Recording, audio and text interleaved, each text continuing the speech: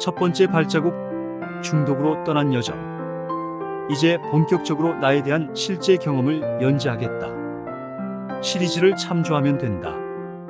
나에게 술에 대한 원래의 개념은 함께 즐겁게 마시고 때로는 홀로 음미하면서 마셔야 한다고 생각했었다. 물론 지금도 이 영상을 제작하고 있는 상황에도 생각은 변함이 없다. 하지만 그러한 생각대로 마시지 못한 이후부터 나 역시도 술에 지배를 받게 될지를 몰랐다. 한동안 술에 대한 이 개념이 잘 유지되었다. 그렇게 할 수밖에 없게 될 어떤 계기가 생기기 전까지 말이다. 알코올 중독 자체는 개인과 주위 모두에게 좋은 것은 아니라 나쁘다. 중독이란 것이 술을 마시지 않으면 온 정신을 가다듬어 갈 수 없기 때문이다. 그래서 병적인 치료가 필요한 경우는 먼저 병적인 부분을 치료해야만 한다. 그리고 치유와 회복 프로그램을 통해 잘 수행해 나가 정상적인 사회생활로 돌아올 수 있도록 해야 한다. 어려운 일이다. 하지만 몸과 정신을 잘 다스리지 못했는데 다시 정상으로 돌아오는 길이 쉽다는 것은 어불성설인 것을 모두 잘 알 것이다. 그런데 어렵기는 하지만 불가능한 것은 아니었다. 정확히 알코올 중독을 이해하고 있다면 그 길은 우리 자신의 선택에 달려있을 뿐이다. 지금은 술을 마시지 않고 있지만 떠올려보면 중독이 아니더라도 술을 마시지 않았을 때는 정신이 가장 맑았었다. 술의 가장 큰 적은 스트레스이다. 직장에서 인간관계, 배우자와의 관계, 금전 문제 등 말이다. 아마 그중 한 가지만 스트레스가 되어도 견디기 힘들 것이다. 그런데 그 모든 것이 짧은 순간 한꺼번에 다가왔을 때 이 영상을 시청하고 있는 여러분들은 어떻게 그것을 받아들이고 이겨낼 수 있을까? 나는 여러분이 슬기롭게 잘 이겨냈을 것이리라 믿고 싶다. 하지만 그러지 못해 마지막으로 극단적 선택을 통해 비극을 맞이하는 경우를 우리는 언론 매체 등을 통해 그 내용을 접할 수 있다. 항상 접할 때마다 느끼는 안타까운 결말이다. 이러한 것은 멀리서가 아니었다. 나에게도 어느 날 이런 것들이 찾아왔고 단지 술은 평상시처럼 그 순간 잠시 멍 때리기 또는 생각을 위한 격가지라고 생각하고 마셨다. 중독자 대부분의 공통점은 처음부터 중독에 빠지려고 마시는 것은 아니다. 나도 역시 마찬가지이다. 처음에는 도수가 낮고 마시기 편한 맥주를 좋아해 4캔짜리 패키지 구성품을 구입해서 천천히 대략 1시간 30분에서 2시간에 걸쳐 마셨다. 그것이 하루에 마시는 양이었다.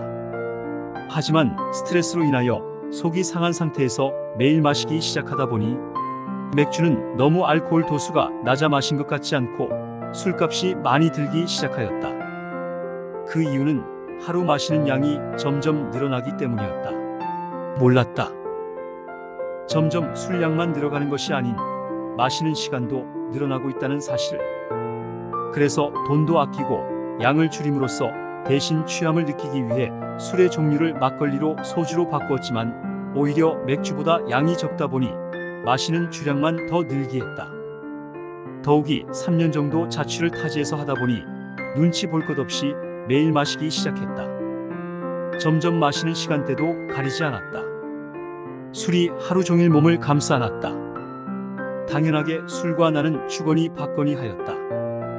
그러다 보니 당연히 몸은 서서히 신호가 오기 시작했다. 자주는 아니었지만 아주 가끔 서류의 좁은 칸에 글을 쓰려면 손이 떨려서 잠시 숨 고르기를 한 뒤에 쓸 수 있었다. 업무가 사무실에서 하는 업무이니 몸의 움직임도 별로 없었고 그에 비해 운동도 별도로 하지 않았다. 업무량은 늘어만 가고 사람들과 관계도 지쳐가면서 별다른 스트레스 해소거리가 없어 퇴근 후 자주 한 잔의 술로 마무리하곤 했다. 시간이 흐르면서 손떨림 증상이 점점 빈도수가 늘어가는 것 같았다. 서류에 글을 쓸 때 떨리는 순간이 오면 진정을 위해 따뜻한 차를 마시면서 찻잔을 들고 손과 마음을 진정시켜야만 했다. 물론 손으로 쓴 글은 부끄러울 정도로 개발세발이었다. 주변에서 보면 원래 악필이야 란 말로 핑계를 대며 내 자신을 속이기 시작했다. 손떨림에 대한 또 다른 사례는 술자리에서도 일어났다. 술잔을 집어들 때, 술병을 집어들 때 역시 그 손이 가끔 떨기 시작했다. 이때는 부끄러움을 처음 느꼈다. 글을 쓸 때는 혼자 썼지만 술자리에서는 많은 사람들이 보고 있었기 때문이었다. 가끔 따르거나 받을 때 술잔을 넘치면 다들 실수하는 줄 알고 괜찮으냐고 물었지만 나는 그것이 실수가 아님을 알고 있었다. 술자리에서 떨림은 특히 윗분들과 할 때 좀 더 나타나고는 했는데 긴장까지 더해져서 그랬던 것 같다. 그래서 나중에는 술을 흘리지 않기 위하여 팔을 최대한 몸에 붙이고 반대 손으로 술병이나 잔을 들은 손을 받칠 수밖에 없었다. 지금에서 생각해보면 문제는 그럼에도 불구하고 병원에 갈 생각은 하지 않았다. 가게 되면 듣고 싶지 않을 소리를 듣게 되는 것 같은 생각이 들었고 평소에도 병원 가는 것을 싫어했던 것도 한 요인이 되었다.